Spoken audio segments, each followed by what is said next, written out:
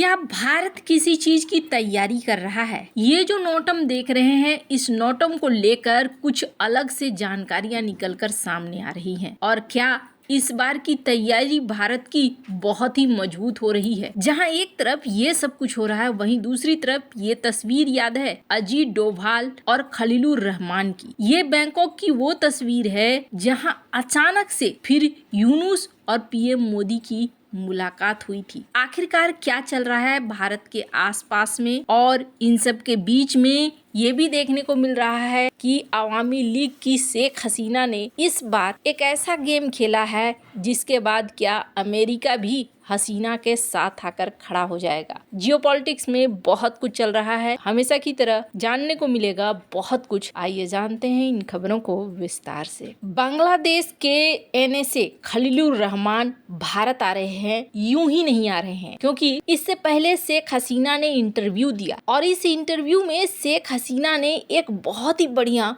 Game खेला और उस गेम की भी चर्चा करेंगे। पर आपको बता दूं, इस वक्त ना एक तो हम लोग ये देख रहे हैं कि भारत चारों तरफ नोटम फैलाए हुए है और हर जगह कुछ न कुछ युद्धाभ्यास कर रहा है बॉर्डर से लगती हुई सीमाओं पर, चाहे वो नॉर्थ ईस्ट का इलाका हो चाहे पाकिस्तान का इलाका हो। इस बीच एक खबर मीडिया में छा गई, मैंने भी आपको इसके बारे में बताया था, जिसमें कहा गया कि दिल्ली के आसमान में अचानक से जीपीएस स्पूफिंग की घटनाएं होने लगी, यानी कि गलत इंफॉर्मेशन देने की घटनाएं होने लगी। और ये चौंकाने वाली बात थी। इस चीज को लेकर कई सारे एक्सपर्ट ने भी अपनी राय देनी शुरू कर दी कि भारत को अगर पाकिस्तान के साथ लड़ना होगा तो सबसे पहले भारत को नाविक पर ट्रांसफर हो जाना होगा। जीपीएस जो कि अमेरिकी सिस्टम है उसको इस्तेमाल करना बंद करना होगा। अब ये क्यों कहा गया, इसका ना मैं आपको एक उदाहरण बताती हूँ। साल 2011-2012 का समय था और उस समय अमेरिका को एक बड़ा झटका दिया था ईरान ने।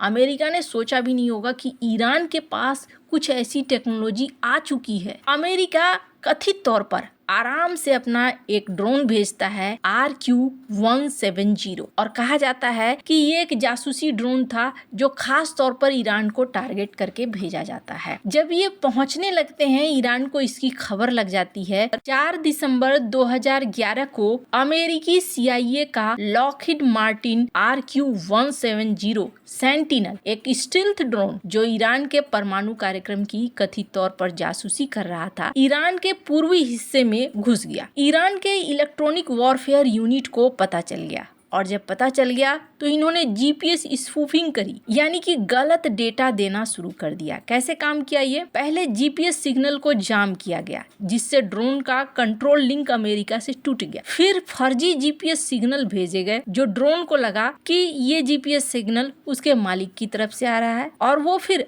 अफगानिस्तान के अपने होम बेस पर है। चूंकि गलत डेटा था तो उसे गलत डेटा ही मिल रहा था। ड्रोन का ऑटो पायलट मोड सक्रिय हो गया और वो ईरानी एयरबेस पर लैंड कर गया बिना किसी गोली या मिसाइल के। एक ईरानी इंजीनियर ने ये सारा काम किया, जीपीएस को रिकॉन्फ़िगर किया ताकि ड्रोन खुद ही उतरे और उन्होंने ड्रोन को हैक कर लिया। ड्रोन को टीवी पर भी दिखलाया गया और बाद में इसका रिवर्स इंजीनियरिंग किया गया और फिर बना शाहेद 171 सिमोर्ग ड्रोन। शुरू में अमेरिका ने कहा कि ये ड्रोन क्रैश हो गया है, लेकिन बाद में स्वीकारा कि उनका ये ड्रोन था। ओबामा ने ईरान से ड्रोन वापस मांगा लेकिन ईरान ने मना कर दिया। विकिपीडिया की इस खबर को देख सकते हैं। ये एक क्लासिक उदाहरण था और पहला पब्लिक उदाहरण था। दुनिया को पहली बार ये देखने को मिला कि ऐसा भी कुछ हो सकता है। अब अभी का सीन क्या हो रहा है, पहले के जो स्पूफिंग के केसेस आए उसको लेकर तो कहा गया कि हो सकता है ये बाहर का हो, लेकिन अभी जो ये नोटम जारी किया गया है, इस नोटम को लेकर कहा जा रहा है कि दरअसल ये नोटम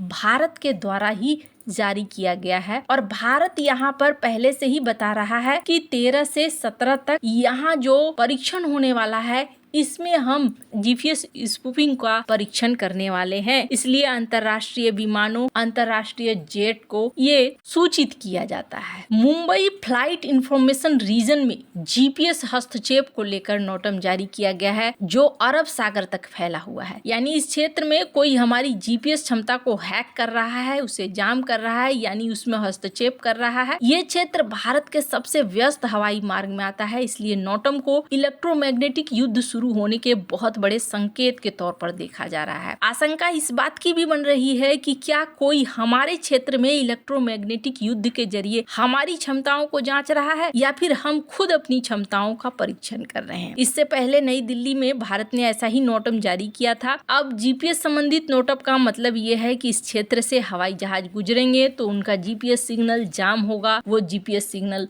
खो देंगे। नई दिल्ली के बाद मुंबई में ऐसा होने का मतलब है भारत अब इलेक्ट्रोमैग्नेटिक यानी विद्युत चुंबकीय युद्ध की दुनिया में घुस रहा है। ऑपरेशन सिंदूर के बाद ऐसा होने का मतलब ये है कि या तो भारत अपनी सुरक्षा को मजबूत कर रहा है, शायद भारत ने आधुनिक युद्ध में नए खतरों का पता लगाया है और इस वक्त भी चीन और पाकिस्तान के साथ हमारा किसी तरह का अदृश्य युद्ध चल रहा है, या खुद हम अपनी क्षमताओं का परीक्षण कर रहे हैं। भारत के जीपीएस हस्तक्षेप के नोटम जारी करने से कुछ ऐसे ही मतलब समझ में आ रहे हैं। खैर, अब जहाँ एक तरफ जीपीएस का जामिंग ये बता रहा है कि डिफेंस सिस्टम को अच्छी तरीके से परखा जा रहा है। अब इसके बारे में चूंकि बहुत आधिकारिक बयान नहीं है, सिर्फ यही बताया गया है कि इस इलाके में जीपीएस जैम हो रहा है, इसकी सूचना भी दी गई है, हालांकि तारीख की सूचना दी गई है। इस वजह से ऐसा लग रहा है कि ये एक परीक्षण है जो भारत के द्वारा किया जा रहा है। खैर, अब जहाँ एक तरफ ये सीन हो रहा है, वहीं दूसरी तरफ क्या कुछ बड़ा होने वाला है, बदलाव होने वाला है। अब ऐसा क्यों लग रहा है? ऐसा लगने के पीछे एक कारण है। खलीलुर रहमान जो कि बांग्लादेश के एनएसए हैं, ये भारत आ रहे हैं, कोलंबो कॉन्क्लेव के लिए आ रहे हैं। वैसे तो कहने को बात है, लेकिन कहा जा रहा है कि अजीत डोभाल से ये मिलेंगे। आपको याद होगा बैंकॉक में कुछ इसी तरह की मुलाकात हुई थी। पहले तो यूनुस और पीएम मोदी आसपास बैठे थे, लेकिन फिर भी दोनों के बीच में बातचीत नहीं हुई। फिर अचानक से एक तस्वीर सोशल मीडिया पर आती है जिसमें दिखता है डोभाल और खलीलुर रहमान बड़े टेंस मुद्रा में आपस में बातें कर रहे हैं, और फिर उसके बाद एक मीटिंग अरेंज होती है यूनुस और पीएम मोदी की। अब कहा जा रहा है कि अभी जो शेख हसीना ने इंटरव्यू दिया है, उस इंटरव्यू में पलट गई वो। इस बार उन्होंने कहा कि अमेरिका का हस्तक्षेप नहीं था, किसी बाहरी का हस्तक्षेप जो क्रांति हुई थी उसमें नहीं था। अब ये जो बात कह दिया गया, इसके बाद बहुत सारे एक्सपर्ट कयास लगा रहे हैं कि अवामी लीग ये चुनाव लड़ना चाहती है और अमेरिका के प्रभाव को बांग्लादेश में मान रही है। इस वजह से कहीं ना कहीं वो चाहती है कि अमेरिका फेवर करे। हालांकि खलीलुर रहमान भारत आते हैं, मुलाकात होती है, उसके बाद क्या होता है, क्या बांग्लादेश के चुनाव में शेख हसीना भी उतरती हैं, ये सब देखने वाली बात होंगी। लेकिन पर्दे के पीछे बहुत सारी चीजें जरूर चल रही है। आने वाले दिनों में देखने को मिलेगा कुछ नया, कुछ अलग। आपको क्या लगता है, क्या यहाँ पर कुछ और भी चीजें देखने को मिलेंगी? कमेंट कर अपनी राय जरूर बताएं। जल्द मिलते हैं अगले वीडियो में नई खबर के साथ।